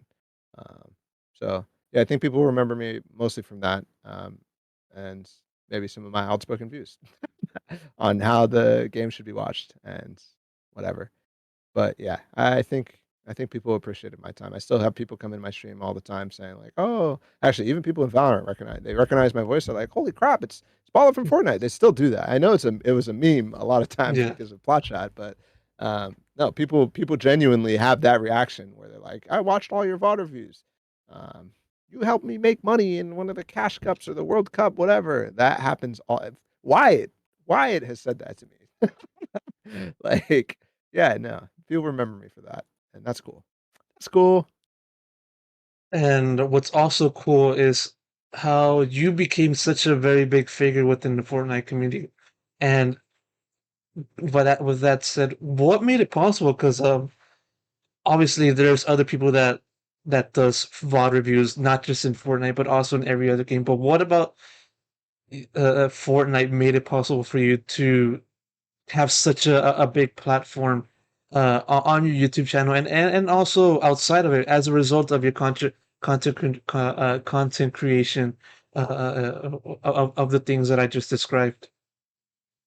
Uh, well, it was easy to do for me, number 1. There was constantly stuff to watch, like, in one tournament, there was 100 there's 100 pro players that you could watch and pick out and choose to watch, so there's a variety of different things, and then I think I was very unique in the way that I looked at the game and tried to find, things to learn about it, and I don't think many other people were doing it that way. Actually, I don't think anybody really was. Which is interesting because there were so many people who were interested in the game. Why were there not many more content creators? But I think it was mainly because I was focused on that, and I said, "Hey, like I use my pro career in Fortnite to launch myself into content creation, where everybody else was using content creation to launch themselves into pro play. And so it was the opposite for me. And I think yeah, there were so many people focused on either doing watch parties or playing pro, which they thought that was the most lucrative. That there was one guy, me, who was doing everything else. And about your program, hey Paul, I have a question. What is one question that you received that sort of gave you the most profound effect, not just competitively speaking, but also, on a personal level. If anything of that comes to mind, what kind of question has a fan or anyone else asked you that sort of just prompted you to just take a second, just consider like, wow, that's pretty as a pretty big question. Um, like profound questions from that show. It's been a long time since I've watched those shows, but quite frequently we had questions about like I don't know, like the mental states that people had going into tournaments. There was a lot of people asking about like how to get like my parents' support for playing this and stuff like that. I think the one I always enjoyed the most was like people talking about tilts in general. And like for that game in particular, it was and Valorant too. I think in Fortnite more so. There's a lot of things that were just like yeah, you'll get tilted off the planet if somebody jumps at you with an infinity blade or whatever, and it's like but you're playing this game, so, like, deal with it. I think that was, like, one of the most clipped ones of my answers. It's just like, if you're playing this game and you're competing in this game, like, you have to face the reality. I'm not saying that, any of the stuff that they're throwing at you in the game is good, but, like, you have to face the reality, and I think that resonated with a lot of people, but, yeah, I think it's not, like, profound stuff that was getting asked. I mean, every once in a while there was, and I was like, "I'm not gonna answer that, like, that's not for me to answer. I'm not your dad. Like, what do you" and I would just not answer those questions, but there was yeah, sometimes the ones about, like, support and tilt and other things like that were interesting. Mhm. Then about the parents thing, I want to ask them, what were your parents like when you were growing up, or anything like that? What was your upbringing like? Um, my parents in regards to, like, me playing games, they weren't, like they were pretty apathetic. They're like, "Yeah, don't do this all the time, like, you gotta go to college and stuff, like, don't be stupid," which I think is a very fair thing to think back then, but it's not like they were like, "Oh, you can't play the computer, you can't get on," like, it was mostly like come to dinner, like, I know you're in a scrim, but, like, dinner's ready, like, that sort of thing, and other than that, it's like, I don't know, as long as I was getting good grades, it was fine, um, but, yeah, I mean, my mom was a diplomat, we traveled all over the place, and know that's gonna open up a bunch of different questions, and my dad was a, PhD, he got a doctorate in, immunology, so, like, pharmacology stuff, um, and he actually most of my life, was doing nonprofit work in his home country of Somaliland, so he was back and forth between us in wherever we were living and, whatever he was doing in Somaliland. So it was interesting. Being a diplomat kid, though, like, you travel everywhere, you get a different perspective on everything, and I unfortunately don't have too much time more to dive into all that, but, yeah, that is something that I always will cherish in terms of, like, being able to experience other cultures, live in other cultures, and, I think that makes me a lot more tolerant than, somebody who just grows up in the same place for most of the time. Not that everybody's like that, but I think I get a worldly perspective because of it. Then what's your favorite country that you ever visited? Visited? Visited, I mean, I think it goes to Japan, to be honest. I think it goes to Japan. I've been there twice now, and both times I was blown away. Second time more so than the first. Hmm. Uh, Denmark, when Copenhagen was pretty awesome. Where else? I mean, I loved my favorite place to live was Belgium. Um, and then my favorite place that we lived that was, like, less of living and more of, like, this country is amazing was South Africa. South Africa has so many amazing places to see, to things to do, just a beautiful country and very rich in history as well. Hmm. Um, but yeah, those 2 places, I guess, are, like, where I lived in terms of travel was good, but Japan and Copenhagen take the cake in terms of, like actually, Ireland is pretty awesome too. We went on vacation there. Reykjavik, Iceland too, I've been there twice. I've been to a lot of places. None of them particularly stick out as favorites, though. Then I gotta ask, what's your favorite? Oh, you said My f Japan, but Japan, right? Yeah, yeah, yeah. Yeah, definitely. I think vacation my favorite vacation was, Iceland. It was Reykjavik because I have a friend there. When I lived in Belgium, he was my best friend. He actually got me into Counter-Strike competitive and stuff like that, and, he was able to take me all around just the local way, just like, "Here's what I think you need to see as an Icelandic person," and that was awesome. Because everybody just goes to the spa or something like that. Because I know there's Yeah, a hot spring spa or something like that. And I yep, saw the Blue I Lagoon. I also saw a documentary behind the creation of the God of War reboot and how there was quite a lot of interesting um destinations to look at when it comes to looking at Iceland. And yeah, it's a very well regarded country. Very small, very compact when it comes to like the population Yeah, centralization and there's stuff like that. But it is very a few cities. yeah, and it's very but it's filled with good. I want to say wildlife, but that's not the right word. But like a very good environment or like very aesthetic environment. That country, Unique. yeah, It's very unique. unique. Yeah, Yeah, yeah. unique. Not a lot of Barely any trees, very volcanic. There's, magma, like, ash everywhere. Like, all the rocks are tinted black because of it. There's a distinct smell.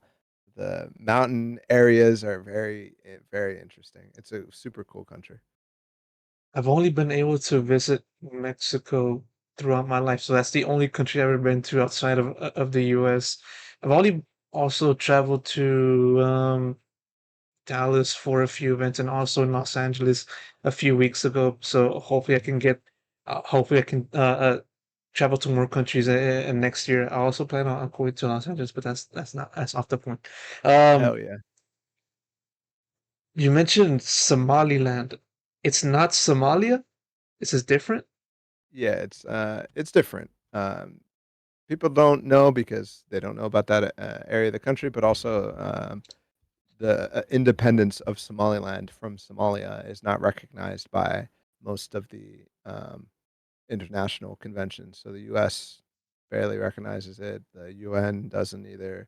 I think it is gaining more recognition, but it's one of those situations where, um, you know, international politics gets involved. But yeah, it's Somaliland. They're independent from Somalia, and that is where my dad is from. So that's where my dad's side is of the family. Some of them live, and it is a different country, despite coming from. I mean, it's split off from Somalia. It's on the Then north side. yes, and so you were able to visit that country, right?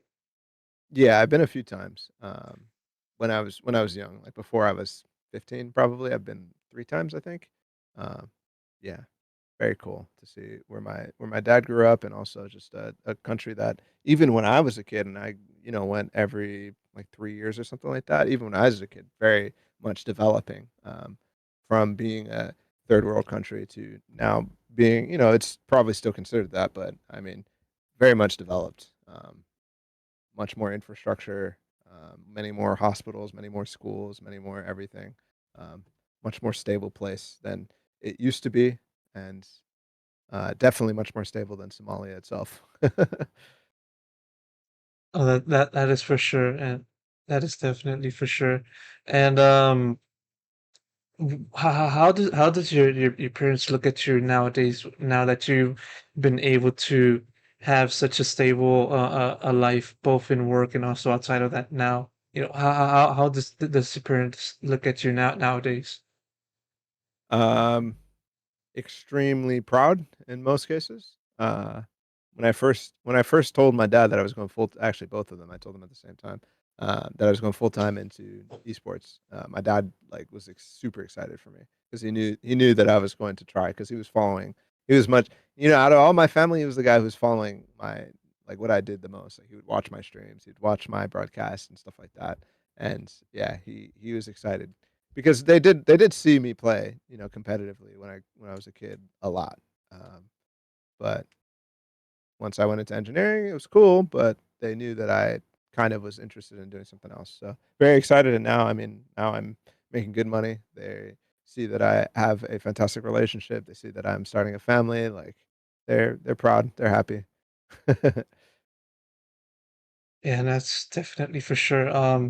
Diving a little bit into your pro competitive career, you mentioned, a few times, and also like in a particular Reddit thread about how you competed at CS and also StarCraft, and also a little bit. You also mentioned it a little bit in this conversation so far, and diving into that, what was that experience like? Trying to formulate a career-ish within those aforementioned games, Mhm. Yeah. Um, I wasn't really looking for a career in those games. And I do have to go, so this will be my last answer, unfortunately. uh, Um, but um, Yeah, I wasn't really looking for career, I was just doing it for fun. Specifically CS, like I said, I when I was in Belgium, my friend introduced me to competitive CS, like, we started, like, looking into playing Callies and stuff like that, we played scrims constantly, just a very fun time because it was organized gameplay, and organized gameplay, especially in tech FPSs, is way let me let you on a little secret, it's way more fun than ranked, like, way more fun, on so many levels, even if you're playing with randoms. So after I left Belgium, I just started scrimming myself. I started ringing for anybody and everybody. And back then, it was much easier to find scrims because there was no MM, so not everybody was just doing that. They were looking for fun ways to interact with their games, so they were looking for scrims constantly. And so from on the weekends, from 9 a.m. to 12 p.m. or 12 a.m., like I'd just be ringing for random teams, and then at 6 p.m. my team would get on. I'd start scrimming with them, right? And so yeah, I was pretty decent at CS 1.6 for a long time. We won a SIVA Open League. We got promoted to all the different like high divisions, not like invite level, like slightly below that. Um, but right as we got really good and we were scrimming a lot of like the pro teams and doing decent, that's when I went off to college and I quit cold turkey. And part of that was because I thought that the scene was toxic.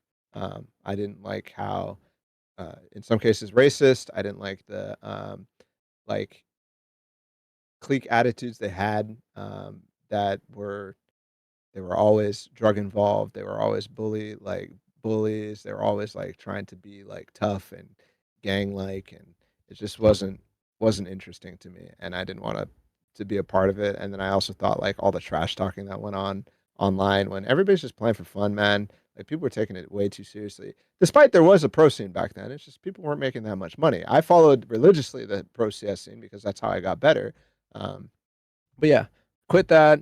StarCraft 2, I wasn't really playing competitively. I was just playing ranked. That had a matchmaking system. I did follow StarCraft Brood War esports, and then StarCraft 2 when it came out. So I was following that, and that game has a very one-to-one correlation between the pro scene and being able to play ranked because it's 1v1. So like I can copy Jaedong's build and do it at a high level and be happy. Whereas at the other game, like if I want to copy Fnatic, I can't unless I'm scrimming with my team, because I can't just hop into ranked and have the same comp and have people who understand what the heck is going on and have people who have drilled it. Like that's impossible. Um, so yeah, StarCraft I just played. I got to Masters in that, high Masters. Um, Played for fun. I was in college. I wasn't looking for anything. I played in a couple tournaments that did decent at, but nothing serious. Quake, I also played competitively. That one I looked for scrims. That one there wasn't really a way to gauge your skill, but I played a lot of Quake, mostly as a like in between Counter Strike and Counter Strike, like not an in between, but like a way to practice more of like aim fundamentals and that sort of thing. And like I just had a lot of fun with that game. That game, I wish still there was a arena FPS that was 1v1 like that because it's so much fun. You're constantly doing math in your head to like have the map and the item respawn timers. I don't know if you played any like arena FPSs, but that's super key. Um, and then that was on and off, just scrimming, just playing. Not never really any tournaments, but scrimming. Super fun. And oh yeah, then CS:GO and Fortnite. CS:GO, I I was playing with friends. I think I did take it very seriously in 2017. I went to a couple different LANs. We got sponsored by an org called CyberRev. One of my friends runs that org or used to run that org, and it was kind of legendary in the 1.6 scene. But yeah, we brought them back, and I took it very seriously for like a season or two, where I wanted to help. My goal was never to go pro in that game. My goal was to try to help my teammates. Um, get the understanding that they needed to make it deep in that game. And I think I was on the path to succeeding, but then I decided to quit because I was getting married and I was taking way too much time, and there was never any way that we were actually going to succeed with the amount of turmoil that you have in low level rosters when people are trying to uh, make their own way. But yeah, I think if we stuck out with it, I definitely could have taken those people or those guys fair distance because we were having an impact on them, I think, and we did pretty good at the lens. I think we went to one in Buffalo where Shanks and Hmm. Moose and people like Hmm. that are in the Valorant scene now. We're playing at. We got third in that on our first LAN, and then we went to Frag 11, and we did okay. We had to play with a sub. Actually, probably you can find the Reddit thread where I'm begging somebody to play as a sub because somebody land dodged, but yeah, that wasn't fun. We played with MCE there, and we got groups in a three-person group or a three-team group, which I don't know how that happens, but we did. And that's my esports pro career summed up without talking about the Fortnite stuff. But the Fortnite stuff was like, Whatever you say. Well, it would be nice to talk more with you, just cover a little bit more aspects. But as you said, you gotta go. yeah, I got to get my daughter Is it okay if I ask one quick one, one final quick one? very quick. Yeah, very quick. All right. So, what do you view as your ultimate goal in Valorant, and how close are you to achieving it? Ultimate goal is to cast a champions grand finals in terms of my career. That would be fantastic. Don't know if it's going to actually be achieved, but that's just something that's on the bucket list. Um, at the very least, cast in an arena in front of an NA crowd, which would have been cool and ticked off. But yeah, I think I've achieved some of the stuff that I already wanted. I really wanted to cast in front of an audience. We've done that plenty of time. I have fun with the audience. I've had fun with big audiences, and it's great. I want to hit Radiant, and I want to grow my YouTube again. I want to grow my YouTube into a place where people recognize me for my content like they did in Fortnite, which is a lot harder in Valorant. Not surprisingly, but it is a lot harder in Valorant. Well, we'll be looking forward to see what you do in the future, Balla. Once again, I wish we could have talked a lot more for this interview, but of such, that will not be the case. Either way, I look forward to talking to you in the future in any sort of capacity. That said, I really appreciate you taking the time and doing this interview with me again, Balla. Again, as I said before, I do not know who I'm going to have for my next interview. I don't know what game I'm going to cover, but in any case, I hopefully you guys will be back here to listen to what I have to say and also what the interviewee has to say. That said, Balla TW, I'm Pedro Romero, and with that said, I'll see you guys in the next one. Take care, everyone.